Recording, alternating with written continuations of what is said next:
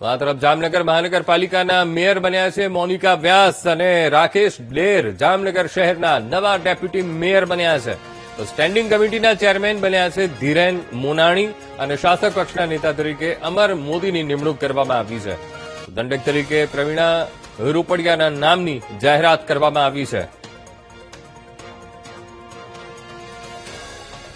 આજના સંવાદદાતા હિરેન ફોનલાઈન પર. હિરેન, મહાનગરપાલિકાના હોદ્દેદારોની નિમણૂક કરી દેવામાં આવ્યા છે અને મોનિકા વ્યાસ જેમને મેયર બનાવવામાં આવ્યા છે. હિરેન, જી અંકુર, ચોક્કસ જણાવી દઉં કે જામનગરના જે નવા મેયરની છે તે જાહેરાત કરવામાં આવી છે, જેમાં મેયર પદમાં જે મોનિકાબેન વ્યાસ છે તેની નિમણૂક કરવામાં આવી છે. મોનિકાબેન વ્યાસ છે તે આરએસએસ સાથે બેકગ્રાઉન્ડ ધરાવે છે, ત્યારે આ જે નામ છે તે ઘણા લાંબા સમયથી ચર્ચામાં ચાલ્યું હતું. તો ડેપ્યુટી મેયરમાં રાકેશ બ્લેર, સ્ટેન્ડિંગ કમિટીના ચેરમેન તરીકે ધીરેન મોનાણી અને શાસક પક્ષના નેતામાં અમર મોદીની જાહેરાત કરવામાં આવી છે.